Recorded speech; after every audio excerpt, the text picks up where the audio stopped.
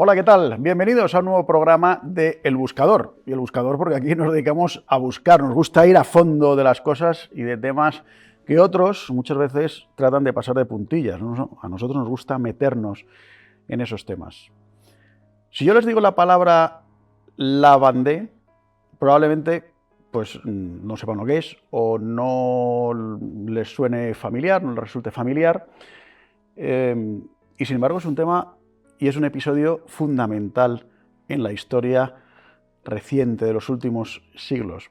Y si no lo conocen o no es tan popular o no es tan conocido, quizás sea porque muchas veces nos lo han tratado de ocultar. Porque, como les digo, es un episodio terrible, pero también apasionante, y es un episodio que merece ser conocido, entre otras cosas, porque se trata del primer genocidio de la historia moderna. Decenas de miles de personas, de católicos, fueron masacrados por eso, por el hecho de ser católicos. Luego vendrían muchos más a lo largo de otros genocidios y de otras persecuciones.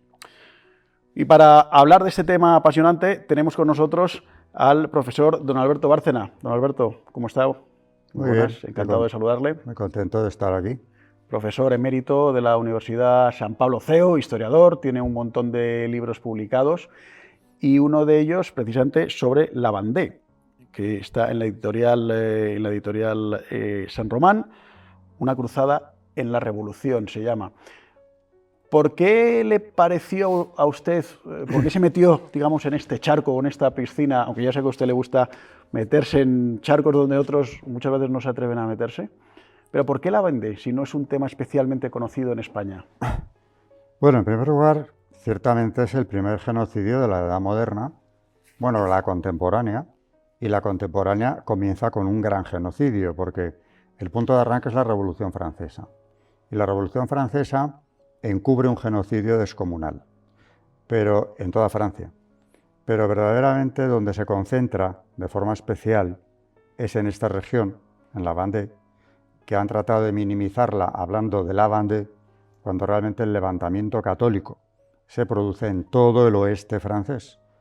Regiones como Anjou, Poitou, Bretaña también se levantan a la vez que la Vendée.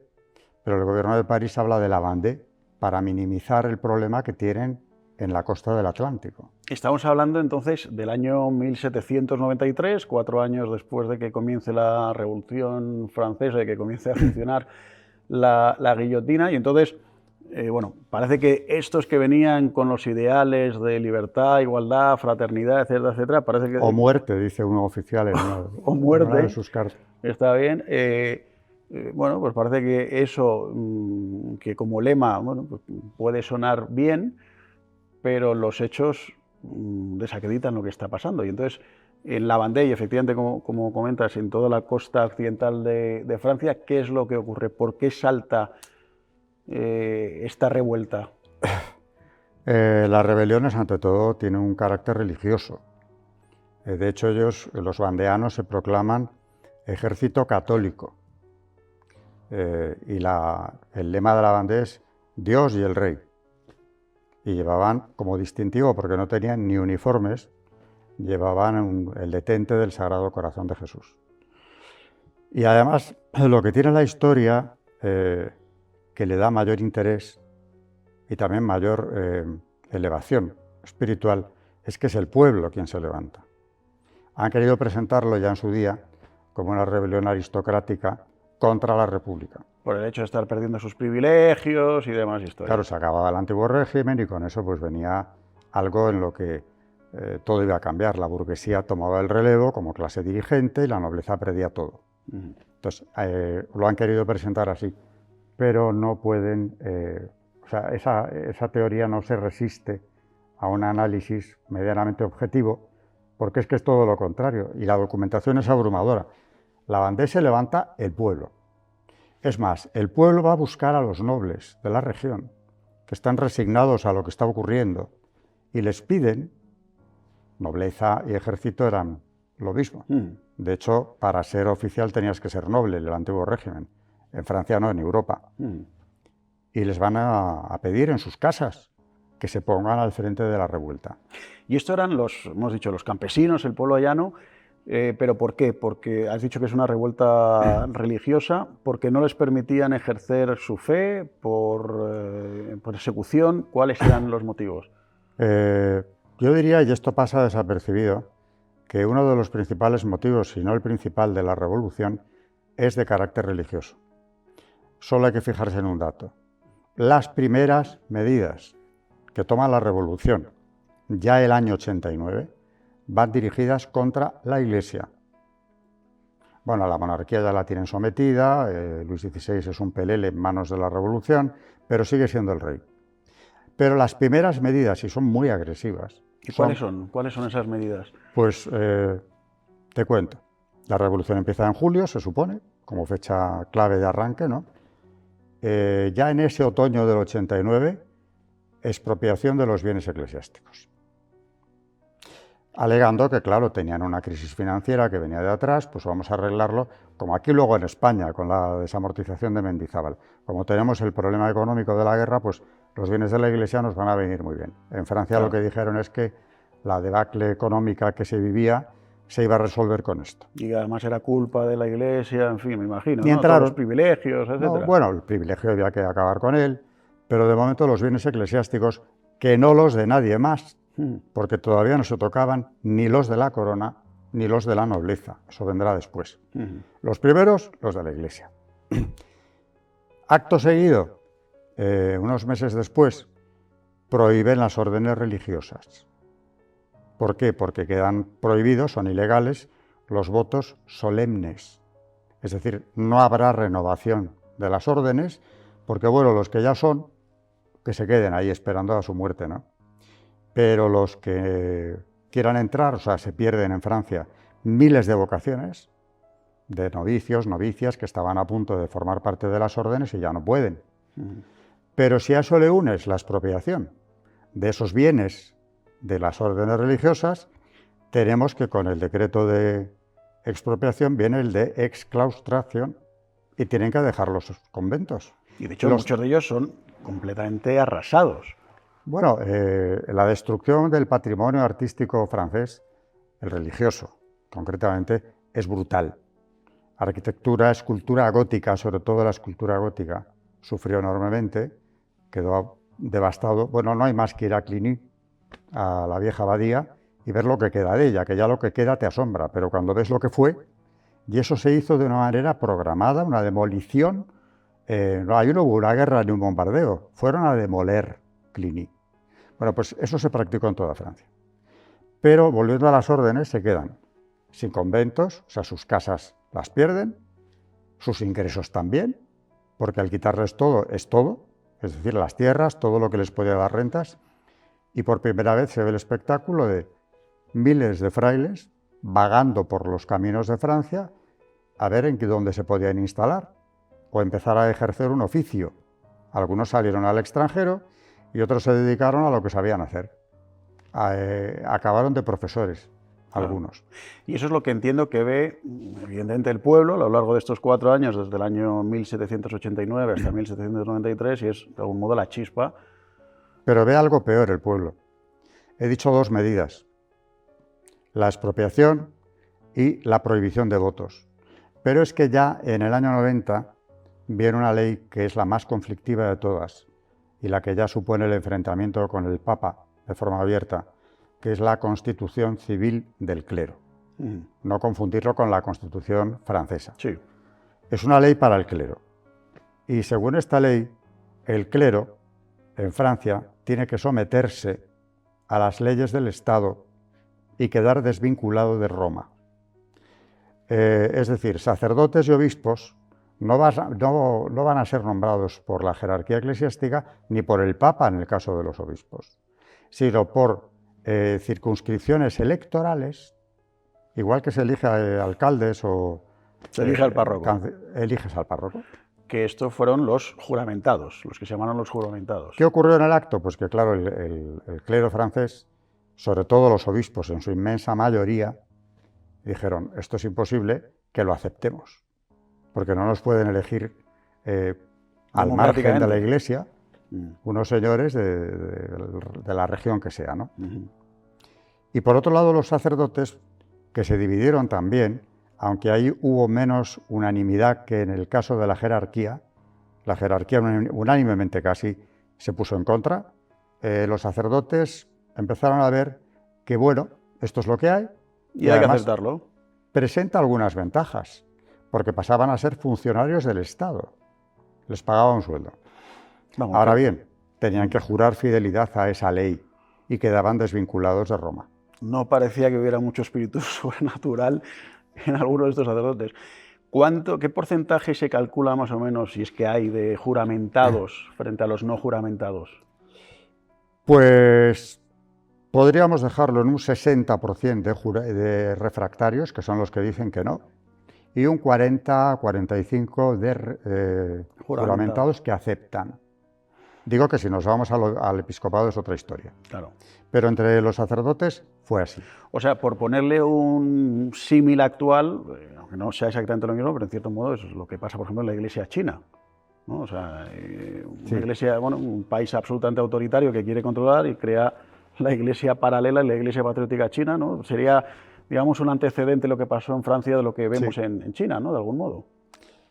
Solo que aquí hay un matiz muy interesante, y es que en estas regiones del oeste, bueno, en toda Francia, no quiero hacer una división de el oeste católico y el resto no, porque Lyon fue sometido a otro arrasamiento y a otro genocidio brutal, que en ese caso dirigía Fouché, el futuro ministro, que se ganó el sobrenombre de Le Mitrailleur de Lyon, porque mataba a los presos a cañonazos en el campo de Brotteaux, para acabar antes. Y a los que no morían por la metralla los remataban a sable, católicos.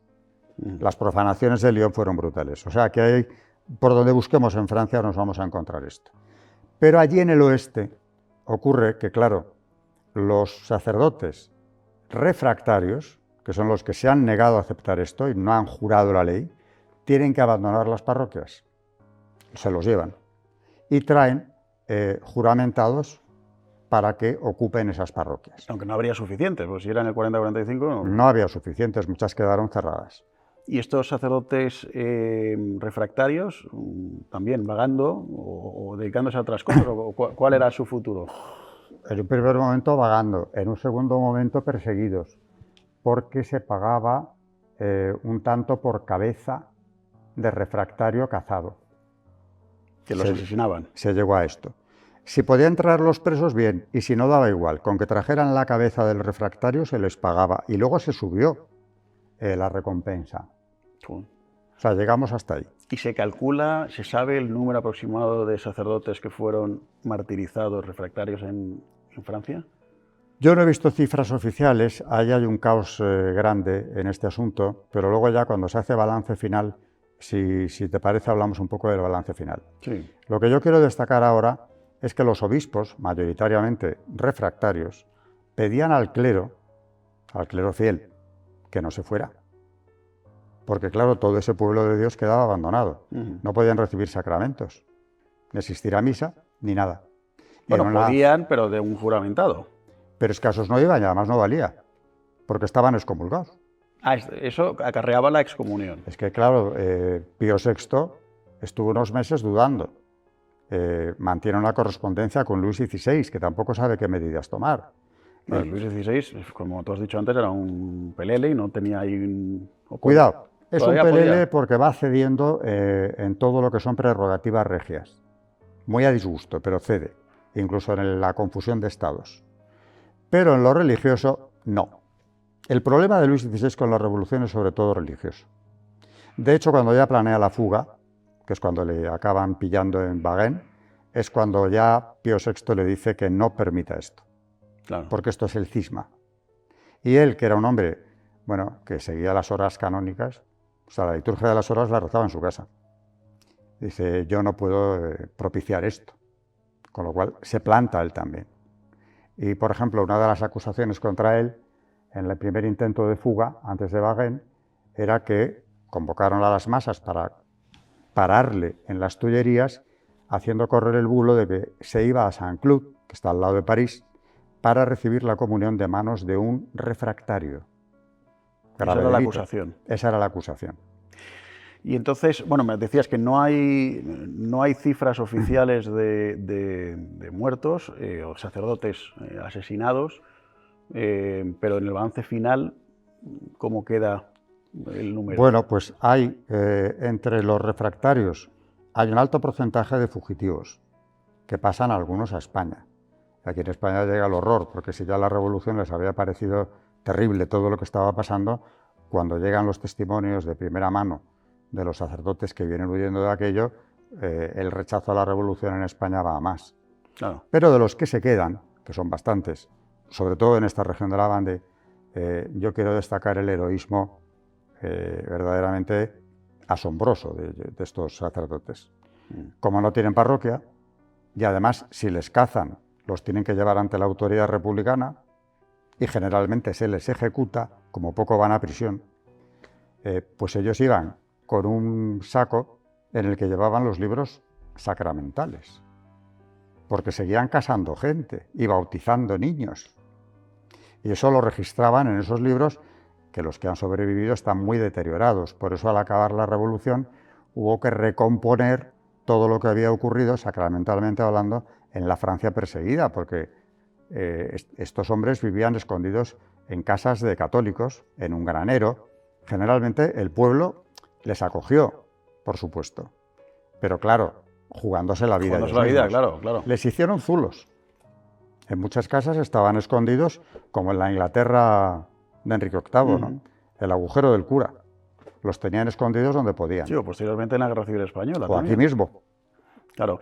Y entonces, volviendo, vamos a la Vendée, el pueblo evidentemente ve esto, el pueblo católico, se levanta en armas, como has explicado, acude a los nobles pues, para que dirijan a ese pueblo, que además no tiene ni armas apenas, ni tiene nada, y va a luchar con lo que tiene. Estamos hablando de 1793. ¿Cuáles son los primeros pasos de esta revuelta, de este levantamiento? Hay dos detonantes, o podríamos decir tres. Uno es la ejecución del rey, porque en el 93, cuando lo matan, claro, el pueblo que hasta entonces había estado desconcertado, porque tenía un concepto del rey, el rey cristianísimo, que además se conocía su piedad, pensaban, si el rey está en esto, lo va tolerando, vamos a esperar a ver qué ocurre. Por más que, claro, ya estaba pasando todo lo que he descrito, ¿no? La ejecución del rey es determinante. Acto seguido, el gobierno republicano exige una leva de soldados para ir a combatir a las fronteras, concretamente a España, porque declaran ellos la guerra a España, es la guerra de la Convención. Y claro, los mozos de aquellos pueblos dicen, iríamos a cualquier otra guerra, claro, pero a matar gente que piensa lo mismo que nosotros no vamos a ir, claro. Y menos por defender la República, y se niegan a ir. O sea que esa leva masiva fue otro detonante. Pero las cosas iban ya caldeándose hacía mucho tiempo. ¿Y sabes lo que fue lo más visible? La llegada de los curas juramentados a las parroquias que habían quedado vacías. Eran recibidos con una hostilidad notoria, tanto que algunos pedían a la autoridad que los protegieran, porque temían por sus vidas. Y la gente les gritaba aquello de queremos que vuelvan los curas buenos, devolvednos, ¿no? a nuestros buenos padres. Curioso. Y por supuesto a las misas de estos no iban. Además, si sabían que estaban excomulgados, no era una misa válida, evidentemente. No les servía para nada. Hay una anécdota muy bonita de un sacerdote de la Vendée que antes de irse, era lógicamente un refractario, les dice, en los domingos seguid viniendo aquí, a la iglesia, que se la cerraron, pero reuniros aquí. Y yo donde esté, si estoy con vida y puedo hacerlo, celebraré la Santa Misa por vosotros. Y lo hacían. Como la iglesia se cerró, pues en el cementerio que estaba junto a ella. Llegan los republicanos y dicen, pero ¿qué hacéis aquí? Salvajes, les llama el oficial. Y le contesta pues, un hombre mayor que a lo mejor tenía muy pocas letras. Dice, estamos en tierra sagrada, sobre los huesos de nuestros mayores y elevando nuestras almas a Dios. Y le contesta el oficial, ¿seréis bestias? ¿Os creéis que la misa llega desde kilómetros de distancia donde pueda estar este sacerdote? Dice, la misa va hacia el cielo, le contesta este señor. No, ya. Así que vamos a seguir aquí. La fe del pueblo muchas veces nos sorprende. Y entonces me imagino que se empiezan a agrupar, bueno, pues todos estos católicos acuden, como nos has explicado, a los nobles. Se forma un verdadero ejército. En fin, ¿cómo son los primeros compases? Y hay un enfrentamiento real entre ejércitos, hay batallas. ¿Cuánto tiempo dura esta revuelta de la Vendée, bueno, en general en todo el occidente francés? Se habla de hasta un total de 3 guerras de la Vendée. O sea, no fue una revuelta, fue una guerra en toda regla. Al principio es el pueblo el que empieza a rechazar a los propios soldados que les mandan a la región. Y claro, cuando comprenden que alguien tiene que organizar aquello, por cierto, el generalísimo de la Vendée, para que se vea que es un movimiento popular, es un carretero, Catelinot, al que ya se le llamaba entonces el Santo de Anjou, por su religiosidad. Era un padre de familia, de origen humilde, por supuesto, pero con dotes de mando, al que los propios nobles, que se suman a la revuelta cuando los han ido a buscar, eligen como generalísimo. Y es el que, digamos, la principal cabeza de la rebelión. De la rebelión. Luego, como lo matan enseguida, bueno, mueren todos los oficiales vandeanos, prácticamente todos.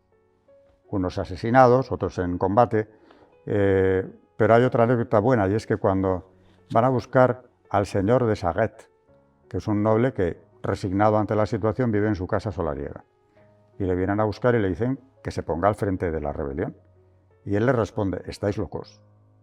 Porque era como decir, nosotros contra el Estado, vamos, contra el gobierno de París. Dicen, es que no podemos hacer otra cosa. Que hacer, claro. Tenemos que hacerlo. Y Saguet, claro, como dicen en Francia, sangre noble no sabe para mentir, y dice, tenéis razón. Y ala. Y se pone al frente, entonces. Y se pone al frente. Y entonces hay 3 grandes batallas, has dicho. Hay 3 grandes guerras. Guerras. Te cuento, la primera empieza en el 93, mes de marzo, que es cuando ya las revueltas empiezan a ser generales en toda la región. Digo Vendée, Poitou, Anjou.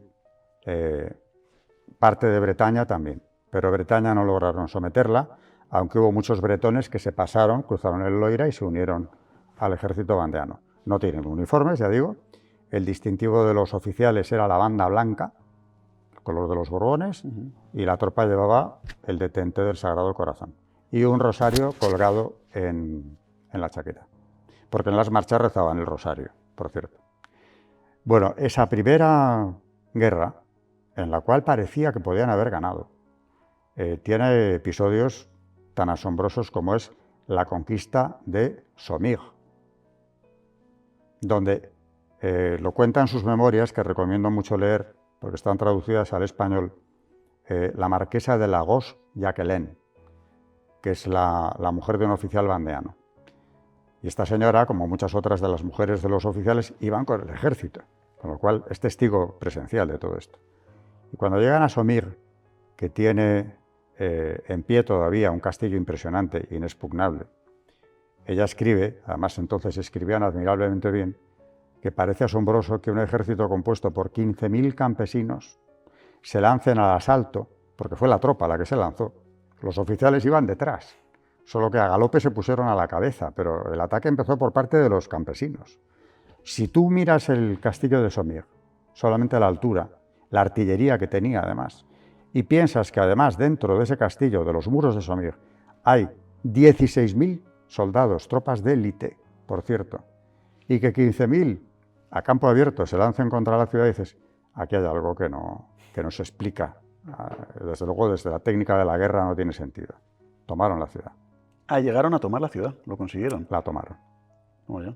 Y al día siguiente, de Lagos-Jacquelin meditaba, muy reconcentrado, ¿qué ha pasado el día antes aquí?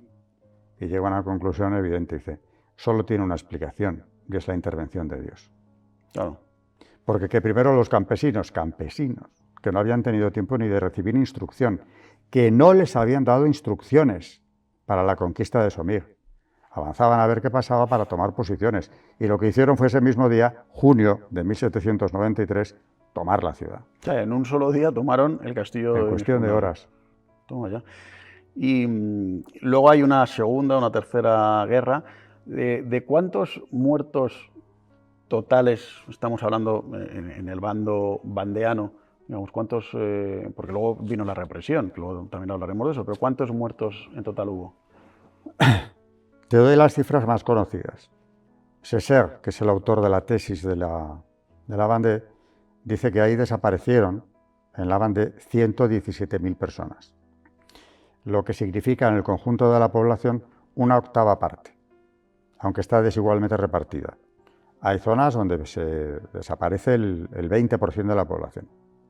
Si analizas por sexos, es más significativo porque en muchas de estas regiones quedan solamente vivos una quinta parte de los varones, porque hay que sumar los que mueren combatiendo y los que luego mueren en la represión, aunque se mataban niños de meses también.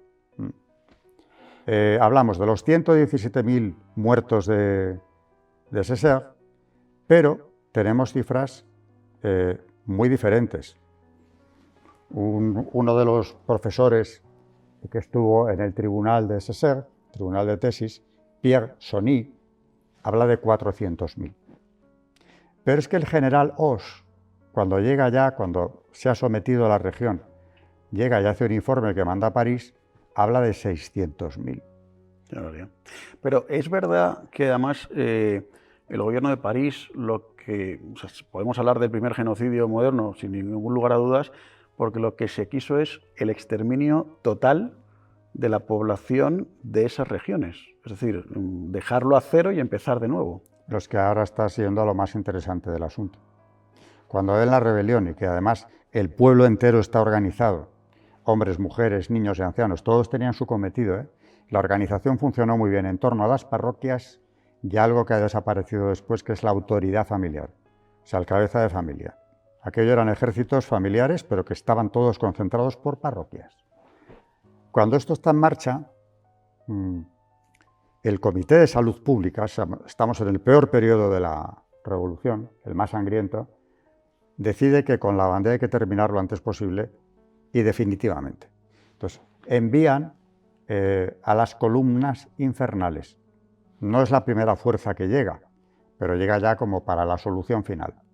Te estoy hablando de 2 ejércitos avanzando sobre la Vendée, 103.000 hombres, en una región como aquella, llegó a haber más soldados que habitantes, divididos en divisiones, y las divisiones en columnas.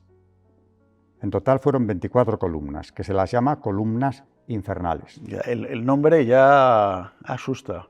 Pero es quedarse corto, porque las columnas infernales tuvieron un primer desarrollo en la región, que era tomar toda la región lo antes posible, y una vez que se habían concentrado y acantonado en distintas ciudades estratégicas, empezar la represión. Y las columnas empezaron a funcionar, peinando toda la Vendée. Tenían orden de acabar con todo. Esas eran las órdenes de París. Población civil, mujeres, niños, etc. Quemarlo todo. De hecho, venían con material inflamable. Y es curioso leer en las instrucciones todo lo que pueda arder.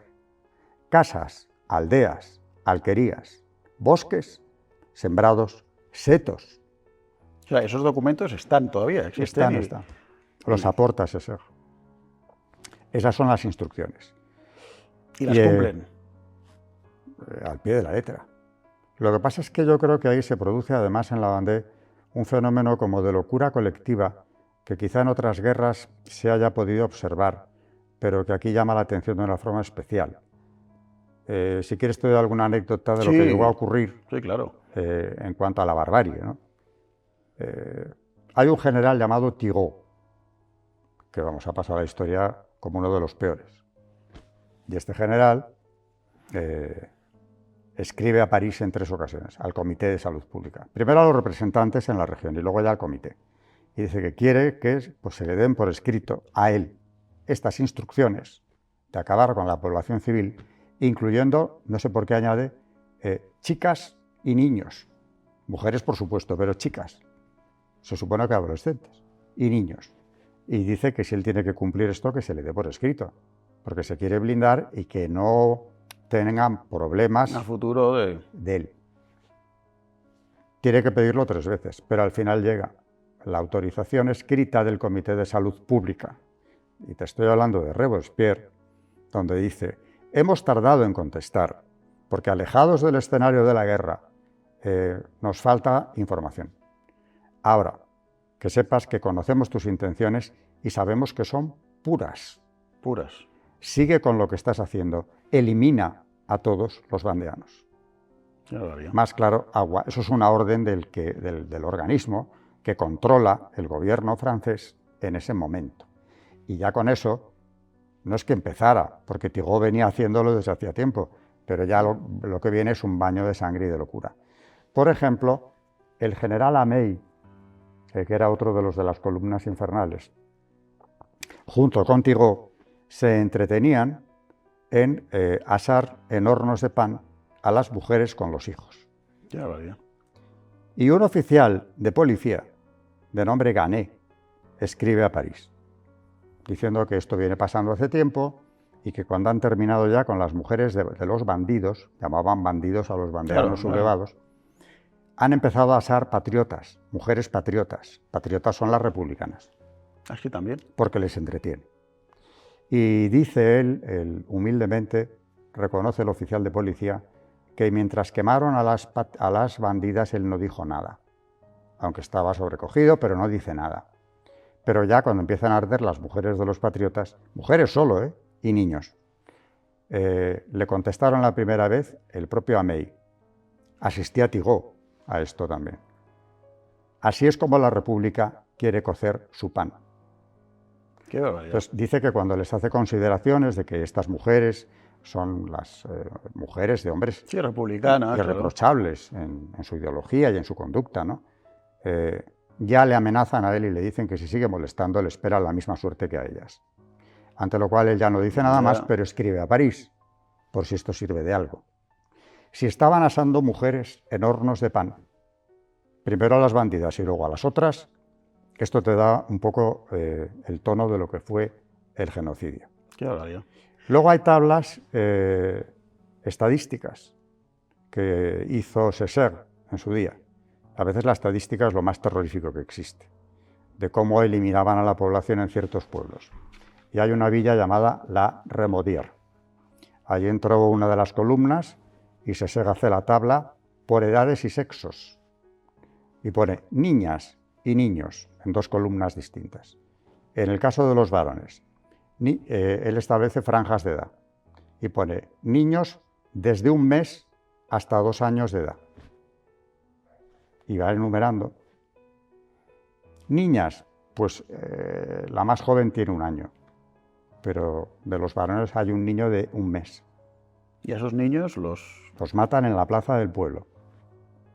Y esto, Alberto, que cuentas que es absolutamente estremecedor, ¿son hechos puntuales o es la tónica general de lo que pasa en la Vendée? Es la tónica general y te podría contar muchísimas más cosas. Por ejemplo, hay 2 cirujanos del ejército republicano que llevaban a cabo el desollamiento de los vandeanos, porque con ellos, con la piel de hombre, porque la de la mujer, eso lo dice Saint-Just, el otro informe que manda desde allí. La de la mujer es demasiado frágil, aunque es de gran calidad. Pero en cambio la del hombre supera en calidad a la piel de la gamuza. Y con la piel del vandeano, que lo que hacían era cortar la piel a la altura de la cintura y desollarlo hasta el tobillo. Y con eso de una pieza, rematándolo después, hacían pantalones de montar para los oficiales. Qué horror. De la primera, 70 y tantos pantalones, es decir, 70 y tantos vandeanos desollados. Qué horror. Esto, Alberto, en España ya hemos dicho es un capítulo bastante desconocido. ¿En Francia se conoce con esta crudeza? Poco, muy poco. Y doy fe de ello porque tengo familia en Francia, familia política, y también amigos franceses que dicen que ellos en el colegio saben que hubo unas guerras en la Vendée, pero claro, se lo han pintado como una rebelión aristocrática contra la República de las libertades y de la revolución, pero no han entrado en estos detalles. El que tira esa bomba, con todos estos datos que te estoy dando, y me quedo muy corto porque no hay tiempo, es Césaire, Reynald Césaire. En los años 80 está con su tesis, y cuando la quiere publicar, Pierre Sony le dice, públicala y estoy de acuerdo. pero que sepas que si la publicas, encontrarás a partir de ahora verdaderos orfebres en el arte de que tú no hagas carrera académica. Y se cumplió. Ahora, cambió la historia César, porque ha creado escuela. Y a partir de ahí hay un revisionismo académico francés, con otros autores, historiadores también, que se han dedicado a profundizar en lo que ocurrió, no solo en la Vendée, por supuesto, eso él creo que casi agotó el tema, sino en otros puntos de Francia. Pero además, como tú comentas, todo el libro de Séchet está absolutamente documentado. Es que no pueden decir nada. Eso es lo malo para ellos. Pero aún así, la historiografía oficial es la que es y la Revolución Francesa, ¿no? Se sigue viendo Pero como... nadie le ha desmentido. Ya. Le han atacado por ser antipatriota, por arruinar el segundo centenario de la Revolución, porque este libro sale en el 86, quedaban 3 para el 89, para el segundo centenario. Le ofrecieron sobornos para que no saliera el libro, le ofrecieron cargos en la universidad, le amenazaron también de otras maneras, en fin, lo intentaron todo para que aquello no se publicara, pero ni una sola vez se le ha desmentido. Y fue a raíz de que tú descubriste este libro que te decidiste a escribir el tuyo propio en la editorial San Román, La Vendée, una cruzada en la Revolución, sobre un tema que si en Francia era desconocido, no, en España yo creo que no había absolutamente desconocido. Absolutamente nada. Nada. Y porque en España yo creo que también tenemos esa visión idealizada de la Revolución Francesa, bueno, Las sí, que libertades. una cosa llamada guillotina, pero bueno, en fin, ¿no? Cosas que pasan en las revueltas, ¿no? Pero sí que, bueno, es un poco el inicio de nuestra democracia, etcétera, etcétera, es gracias, entre comillas, a la Revolución Francesa. O sea, el régimen liberal viene de ahí. Con sus cosas ciertamente malas, supongo que buenas también, pero en fin, claro, al final dices, bueno, ¿cuál sería la vía, no? Una monarquía absoluta, los regímenes liberales que vienen después. No, yo te digo la vía cuál es, la tengo más clara que el agua. Lo que usted quiera, pero con ley natural.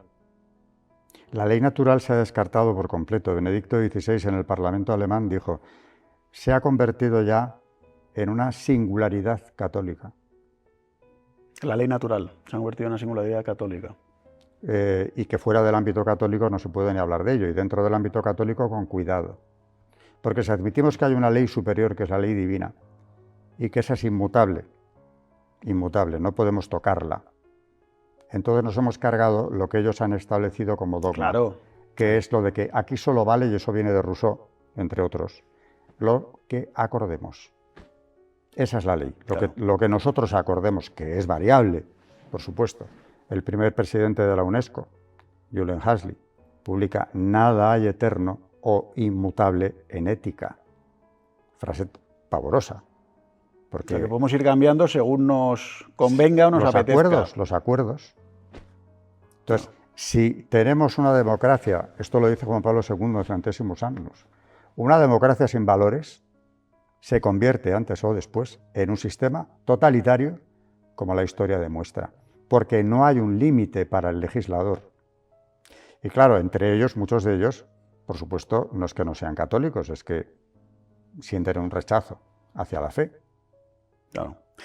Y de hecho, la Vendée es, como hemos dicho, el primer genocidio de la etapa moderna contemporánea, que en este caso fue absolutamente contra los católicos y completamente silenciado. Claro, muchos... a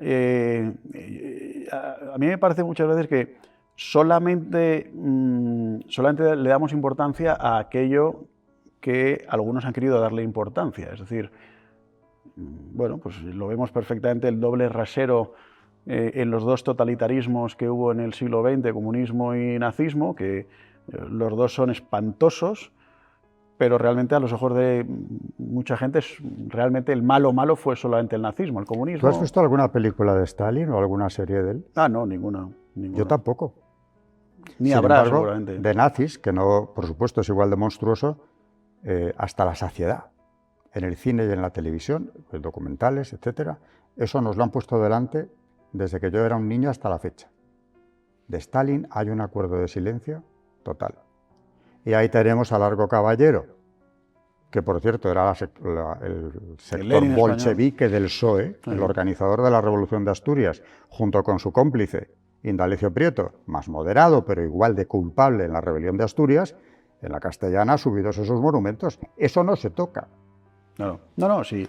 Evidentemente hay que repensar o hay que releer la historia de autores, me permito decir, como Alberto Bárcena, sólidos y que buscan la verdad y que no tienen miedo a meterse en estos temas, como el tema de Lavandé, que a mí me parece apasionante, que hay que darlo a conocer, y aquí nosotros desde nuestro pequeño altavoz, desde luego lo hacemos.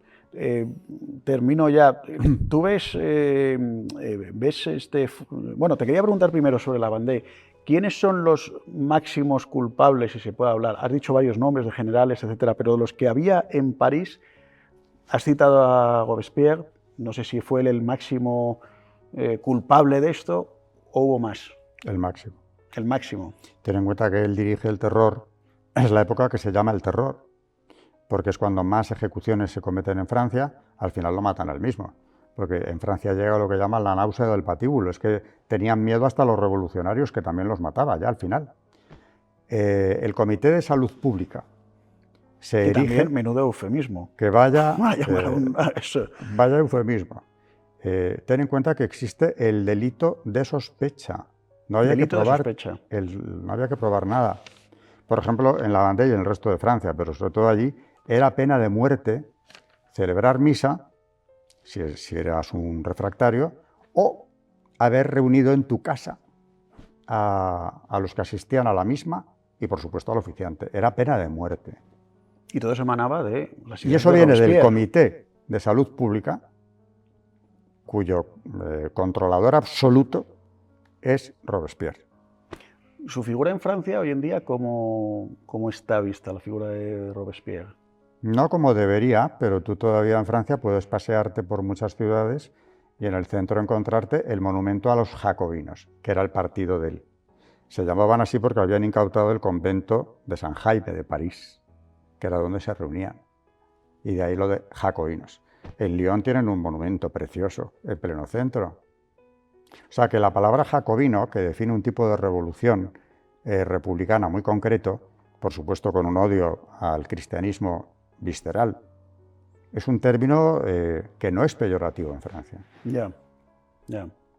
Bueno, como decir comunista voy aquí hoy en día, que muchos incluso lo tienen a gala. No, tú fíjate que aquí la prensa no para de hablarnos de la extrema derecha. ¿Pero tú les has oído hablar alguna vez de la extrema izquierda? No, nunca. A comunistas como los que tenemos en España, uno de ellos, del Partido Comunista, partidario de ir a matar al rey si empezaba un movimiento revolucionario que él lo ha dicho y no ha pasado nada. Nada. Eso no es extrema izquierda. No. No hay extrema izquierda, que lo sepas. Hay extrema derecha. Y lo otro que tienen se llama progresismo. Sí, exacto. O sea, la manipulación del lenguaje por parte de los llamados progresistas, me niego a utilizar ese término, porque claro, progresismo indica que eres algo positivo, que eres progreso, ¿no? No quieren eso. Quieren totalitarismo puro y duro y son de extrema izquierda muchos de ellos. Pero por eso es tan importante y tan interesante, Alberto, conocer la historia, especialmente la historia que nos ha sido tantas veces ocultada, silenciada, que se pasa por encima de ella de puntillas, precisamente para no repetir los errores, para saber lo que se ha hecho y para saber también hacia dónde estamos yendo. Se nos acaba el tiempo, Alberto, a mí me encantará volver a tener un encuentro cara a cara contigo. La verdad es que se me ocurren muchísimos temas, pero luego, en fin, luego si nos metemos ya en la Comuna de París, bueno, hay tantos temas de historia y luego si vamos a temas de España... En Lavandé ni hemos entrado, ¿eh? Bueno... Vamos, te quiero decir, algunas anécdotas. Hemos entrado, hemos visto todo el tema de los ejércitos, de la revuelta, de las barbaridades absolutas y sobre todo lo que me parece más grave del silencio que se cierne sobre ese episodio de la historia de Francia. Yo, como no es mío, aprovecho para recomendar la lectura. Bueno, claro, no se ha traducido al español, pero el que pueda leer francés que lea Lavandé, Vangué. Lavandé, Vengada. que es el libro de César. Y ya está. El que lea eso sabe lo que pasó allí con detalle. Bueno, y si no, yo que sí lo puedo hacer, recomiendo tu libro de Lavandé, Una cruzada en la revolución, de la editorial San Román, del profesor Alberto Bárcena.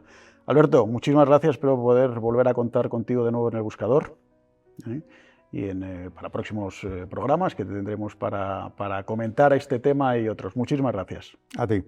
Y gracias a todos ustedes, queridos espectadores, por estar aquí. La verdad es que uno aprende cuando ve estos temas que, como les decíamos, no es fácil encontrar en muchos otros canales, que no se habla.